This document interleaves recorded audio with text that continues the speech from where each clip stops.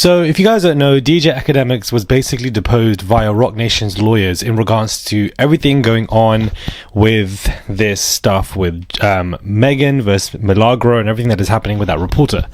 And the questions that were posed to him, majority of the questions were about Drake, which I find to be quite odd.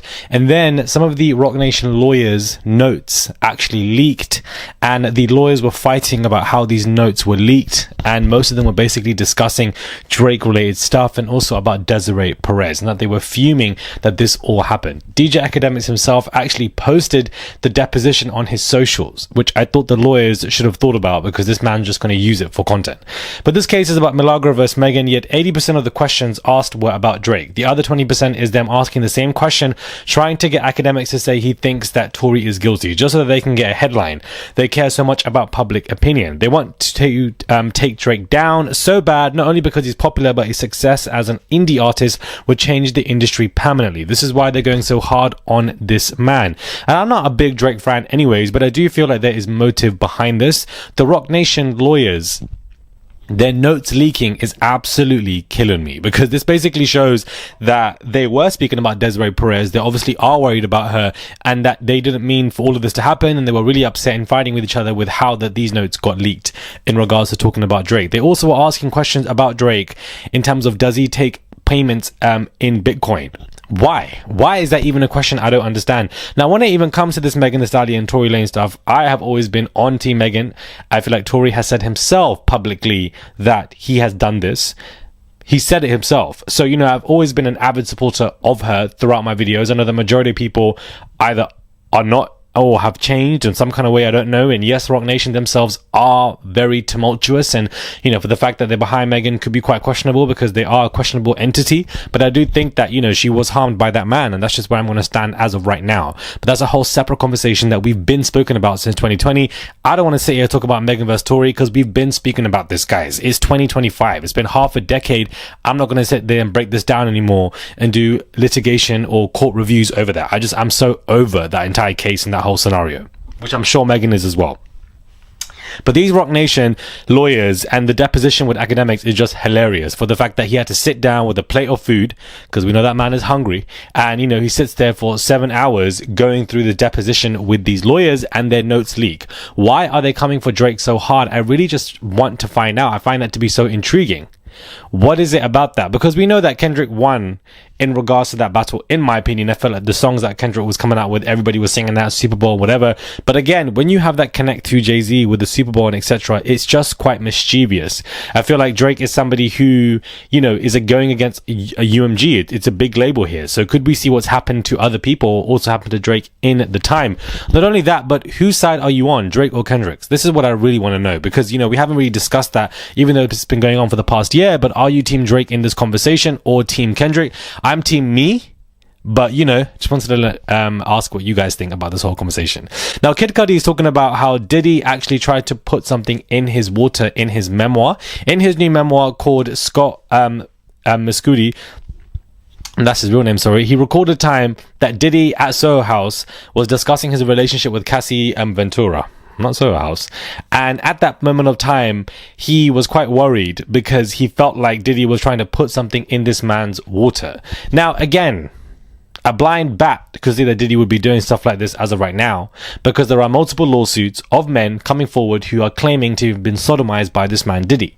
I just wish that Kid Cudi kept some of this energy on that stand, and had actually said that he felt unsafe around him, and for the fact that he felt like don't nobody want to hear this in your memoir. Do you understand? Nobody wants to hear this in a memoir. People wanted to hear this on the stand when you could have had the time to talk about this, but you chose not to, and you kept it very blunt, in my opinion, and very, blasé. But you could have said this, because now you're talking about how Diddy actually tried to put things in your water, which basically means that Diddy wanted to sodomize you too, which I wouldn't be surprised by, because he probably has ran the course when it comes to the male rappers, the basketball teams, the football, soccer teams. That man has been through it all. The jail teams, you understand? Listen, given the Glock 5000, Glock 7000, with a deluxe new edition knee pads at Party City, because now they're selling knee pads. And then he's also got the Party City wigs himself, living his best lingerie life, booty hole loose, doing everything that he needs to do, enjoying his time with these men. He just wants to be in the closet, much like other famous individuals, and then wants to enact all of this on people violently. And now they're facing lawsuits from, continuous men. This is the cycle, and I want to keep reminding you guys of it, because this is basically what this is.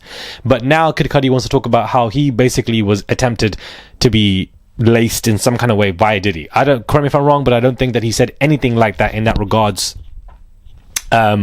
on the stand. I feel like it was alluded to, but I just felt like it wasn't as much. To be fair, he didn't even want to be on the stand anyways himself. He said it was very scary, very traumatizing. He didn't want to be there. He didn't care about what he was going to wear or dress. So, I guess that really is the case. Now, Gloria Estefan and Emilia Estefan, both of them are pissed for the fact that they've been dragged into this Diddy lawsuit where, there's tunnels connected between the houses, as they already are. And we could tell that they've been pissed.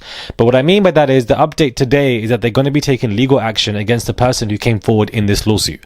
They don't want to be affiliated to Diddy, and I feel like this legal action is a PR move, because when there's any celebrity connected to another celebrity and the allegation is tunnels underneath, or a network has been built underneath for them to be transporting stuff, I'm so sorry, that is believable to me. I know it just sounds like some kind of, I was going to say Disney. This shit ain't Disney. Like some kind of like CSI or like FBI kind of story, MI6 kind of story, or, something in a movie. But I do feel like there are underground networks, and I do feel like this could have been true. And for the fact that it was so random, the story was so random, the celebrity name drops were so random.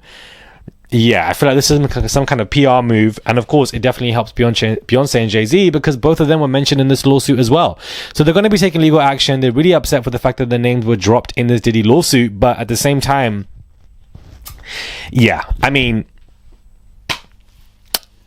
okay, believe it if you guys want to believe it. But I just feel like there could be some truth to that, because when we're talking about tunnels, I just feel like even Diddy wanting to be in Miami, and for the fact that things go on in Miami and he had this huge mansion in Miami, I feel like he could have had some kind of underground situation going on, and then the tapes that were raided and were taken, and then the show trial and etc. I just feel like all of it is just connected in some kind of way. Drake himself, back to him guys, is having major issues with withdrawing funds from his account from the app Stake. And he's calling them out for not letting him withdraw his money. He's saying, this is the 4th time that I've attempted to take money, and for some reason Stake, the app that I need to withdraw my funds from, is blocking me from doing so. Why is this suddenly happening to me, he is saying. Is it corroborated with the UMG lawsuit?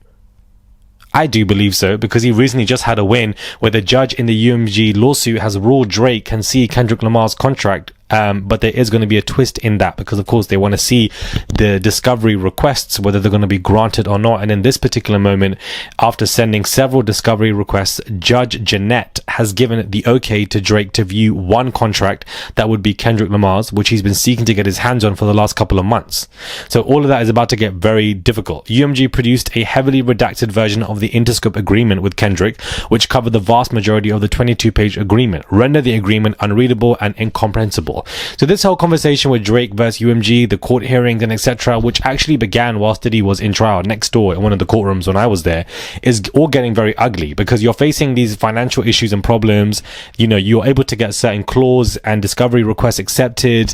I don't know where we're going to go with this, but I just find it to be very intriguing, because Roc Nation is involved in some kind of way of the Drake stuff. Why are Roc Nation lawyers seeking to ask majority of questions about Drake to Akademiks? I don't understand.